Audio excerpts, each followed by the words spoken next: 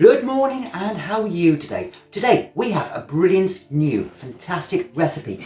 We are going to be making whey mead, a Blaand with honey. I love Blaand and I love mead, so I want to combine the two ingredients, milk and honey, into the same demijohn, into the same glass, to create a wonderful flavour of Viking past. Fantastic. They say that this recipe came from the Scandinavians and the Vikings when they came over on their longboats to Scotland, and their milk curdled and separated, so they mixed it with honey and turned it into a fantastic drink. So let's get on with the recipe. For this recipe we need 6 litres of full fat milk, or you can use skimmed or semi-skimmed if you like, but I'm going to be making cheese from the curds as well, so I want a nice full rich creamy texture for my cheese. We also need 1.2 kilograms of honey. Now I'm using cheap honey because I'm a tight arse and I don't be forking out for expensive honey for this mead. I go into more detail about how to make Blaand and cheese in a different video, so if you want to see it, go check it out at the end of this video. But in the meantime, we want to grab our 6 litres of milk and pour it into a large saucepan. With your 6 litres of milk in the saucepan, turn the stove on and start to bring it up to a gentle simmer, whilst you halve 3 lemons ready to extract the juice, because you want to add the lemon juice to the milk to separate the curds from the whey, so you can make cheese from the curds and the mead from the whey. Since I made my first Blaand wine video several years back, so many people have tried it and made it and really enjoy the flavour and taste of the wine. Some say it's like a Chardonnay, some say it's more like a sherry. It all depends on how you tweak the individual recipe yourself. But personally, I really enjoy this recipe where you use honey as a substitute for the sugar. I think it adds a great deal more flavour and enjoyment to the wine.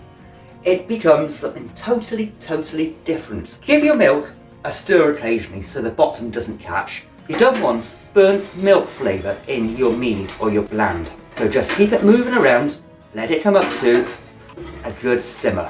With your milk all warmed through, you want to grab yourself your 6 halves of your 3 lemons and squeeze all the juice in to separate the curds from the whey. And already you can see that the milk is starting to curdle and separate, which is fantastic. That's just what you want it to do. And here is a crafty tip for you.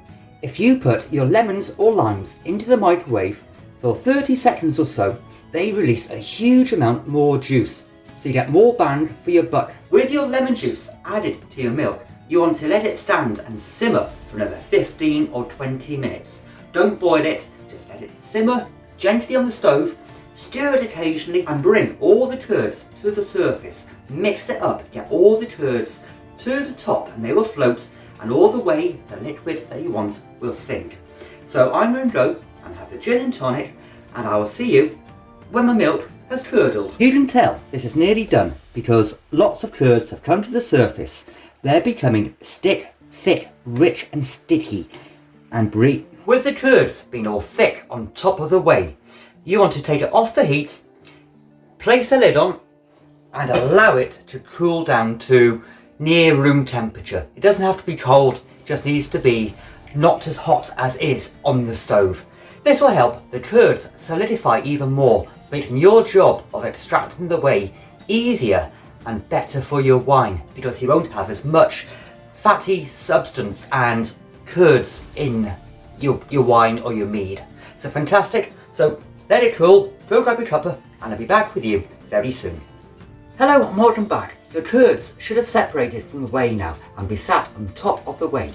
So simply remove the curds, go make cheese with them, and then you're left with your wonderful whey, which we're going to use to make this Blaand mead, this honey-fied Blaand. Fantastic. So once you've separated your curds from your whey, it's now time to prepare the honey for this glorious honey-fied Blaand. So you want to grab yourself another saucepan and simply pour in your 1.2 kilograms of honey. I prefer runny honey because it's cheaper than set honey for some reason, but you can use set honey if you like. It just takes a bit more effort to dissolve. Pour into your saucepan your honey. Now with your honey in your saucepan, you want to grab a ladle and put some of the whey into that saucepan on top of the honey.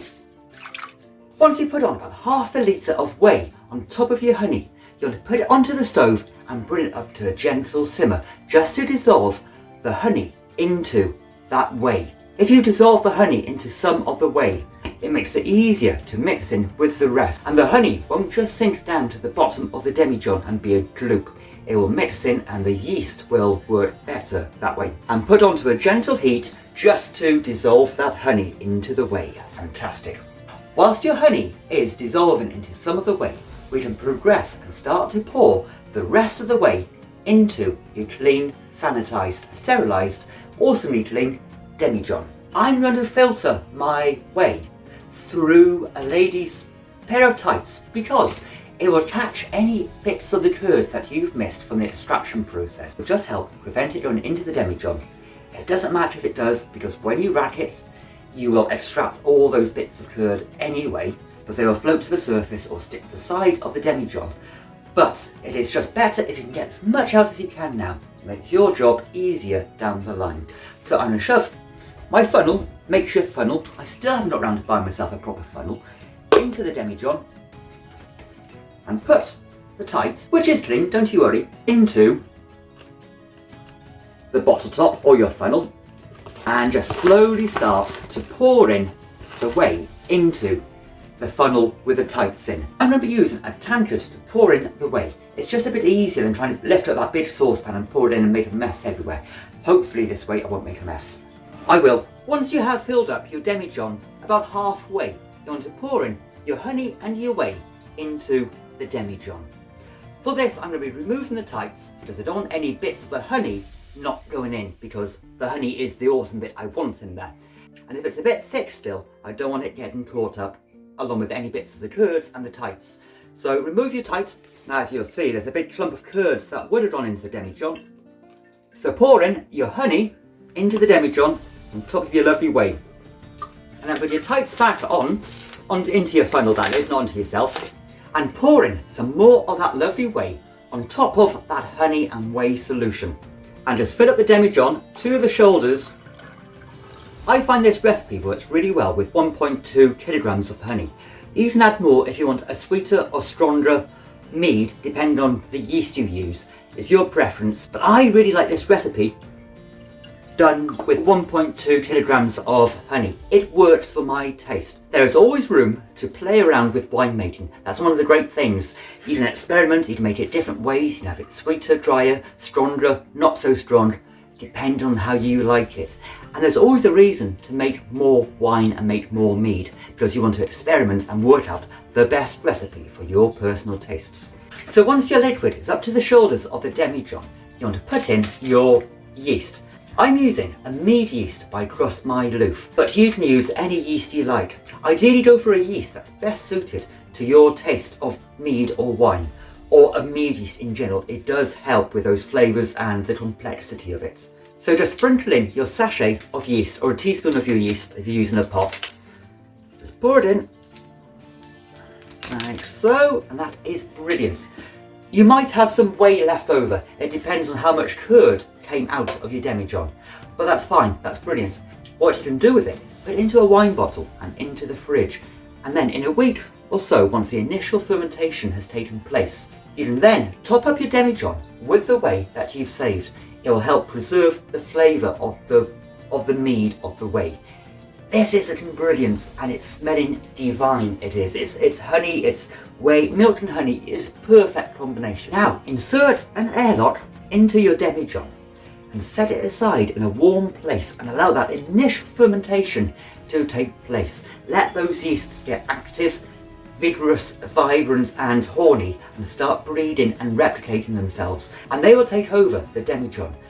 Then once that initial vigour has taken place, top it up with your wine bottle from the fridge up to the neck and leave it to do its thing. Any sediment that forms on the bottom or the sides of the demijohn, you can rack off in due course. Don't rush it. When it comes to racking, wait until most of the fermentation, if not all of it, has taken place. I have a lot more information about making a Blaand up in this video, up by here. So why don't you go and check it out? And you, have a great day now, and I'll see you really soon. Have fun.